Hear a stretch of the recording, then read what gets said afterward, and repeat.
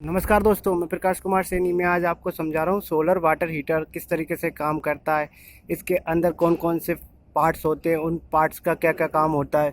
दोस्तों, इसको समझने से पहले आपको एक इम्पोर्टेंट चीज़ बता रहा हूँ। ये सोलर एनर्जी क्या होती है? तो जो सूर्य से प्राप्त होने वाली ऊर्जा होती है ना, उसको सौर ऊर्जा कहते हैं। सूर्य से मिलने वाली जो आने वाली जो किरणें रहती है, वो सौर ऊर्जा का मुख्य स्रोत होती है। ये ऊर्जा कभी ना समाप्त होने वाली ऊर्जा है।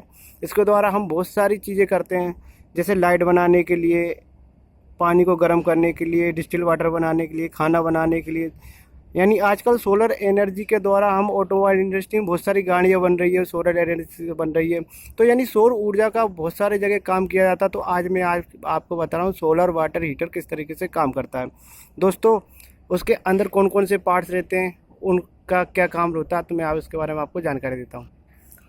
तो दोस्तों, जो सोलर वाटर हीटर होता है वो एक ऐसा उपकरण होता है जिसमें सौर ऊर्जा का उपयोग डायरेक्ट सीधे पानी को गर्म करने के लिए किया जाता है। इस गर्म पानी का उपयोग कपड़े धोने, नहाने, बर्तन साफ करने तथा जहाँ पर भी गर्म पानी की आवश्यकता होती है वहाँ पर इस सोलर वाटर हीटर का उपयोग किया जाता है।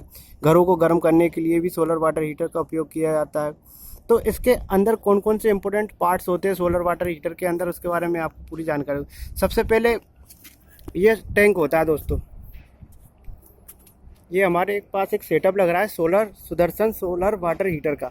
तो सबसे ऊपर इसके ऊपर एक टैंक होता है। ये टैंक क्या रहता है, स्टेनलेस स्टील का बना होता है। ये आउटर टैंक होता है। इसके अंदर एक और टैंक होता है, वो इनर टैंक होता है।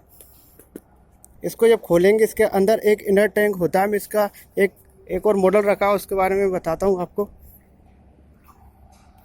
ये दिख रहा होगा आपको, ये एक आउटर टैंक है। इसके बाद ये एक इनर टैंक होता है। उसको क्या रहता है, ये इंसुलेटर रहता है ना, इंसुलेटर कर दिया जाता है जो हीट को बाहर न निकले।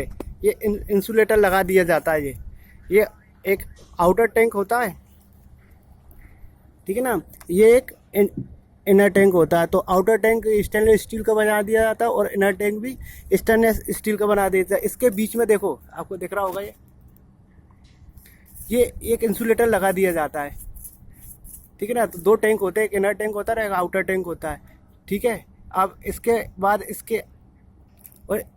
इसके ऊपर जो ट्यूब लग रही ना, वो एवेक्यूलेटेड ट्यूब रहती है दोस्तों। बिल्कुल जो ब्लैक कलर की रहती है। ब्लैक कलर क्या रहता है, जो सूर्य की रोशनी एनर्जी रहती है ना, सूर्य की जो किरणें रहती है उनको एब्जॉर्ब करता है।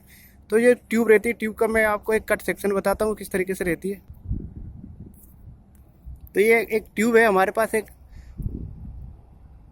ये ख़राब किया हुआ एक है। इसमें ये ट्यूब लगी रहती है। ट्यूब देखो इस तरीके से रहती है। ये ट्यूब, ये एवेक्यूलेटेड ट्यूब रहती है। ये बिल्कुल काले कलर की रहती है, ठीक है। ऊपर एक इसके तो ऊपर ग्लास रहता है और अंदर की साइड ट्यूब रहती है। देखो इस तरीके से ये पूरी एक ट्यूब रहती है। ये क्या करती है, जो पानी रहता है, पानी इधर से एंट्री करता है। एंट्री करने के बाद ट्यूब के अंदर जाता है पानी जैसे ट्यूब के अंदर गया। ये बहुत सारी ट्यूब्स रखी हुई है, इसको नया बना रहे हैं। तो ट्यूब पानी के अंदर जाती है, इसका सर्कुलेशन नेचुरल सर्कुलेशन होता है। जैसे पानी इस ट्यूब के अंदर से आया तो ये गर्म हुआ। गर्म पानी होने के बाद गर्म पानी क्या करता है, हल्का हो जाता है और धीरे धीरे वो ऊपर चला जाता है। इस तरीके से इसका सर्कुलेशन होता है। तो ठंडा पानी प्रेशर राइज करता है, ठंडा पानी नीचे आता है और गर्म पानी इसके ऊपर जाती है। तो ये एवेक्यूलेटेड ट्यूब रहती है। ये बिल्कुल काले रंग की बनी हुई होती है, जो सूर्य की एनर्जी को एब्जॉर्ब करती है। इसके बाद जो ट्यूब रहती है ना, उनको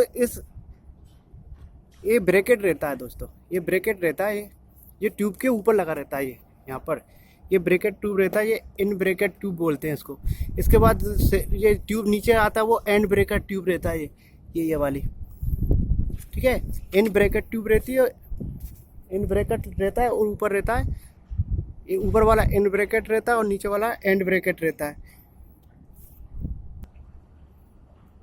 ठीक है। ये इस तरीके से ट्यूब रहती है। अब दोस्तों, इसके अंदर जो फ्रेम रहती है ना, ये फ्रेम, इसके ऊपर जो फ्रेम लग रही है उसका एंगल रहता है 27 डिग्री से लेकर 30 डिग्री के बीच में इसका एंगल रहता है। वो फ्रेम को इस तरीके से बनाया जाता है। इसके बाद अब ये तो इसके पार्ट्स हो गए, ठीक है। टैंक हो गया, वो इनर टैंक और आउटर टैंक इंगलेट स्टील का बना रहता है। ये ट्यूब्स रहती है, एवेक्यूलेटेड ट्यूब रहती है, ठीक है। इसके बाद जो पानी आता है वो टैंक से आता है दोस्तों।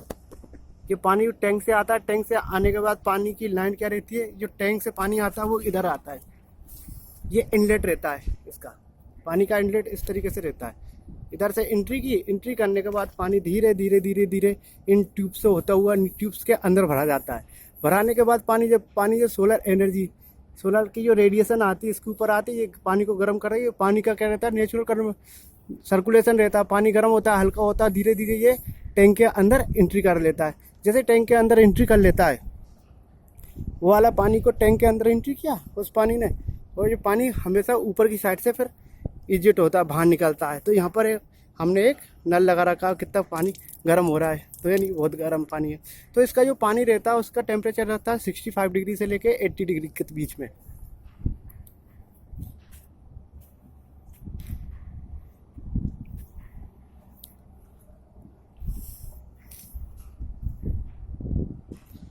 तो दोस्तों आज आपने देखा सोलर वाटर हीटर किस तरीके से काम करता है।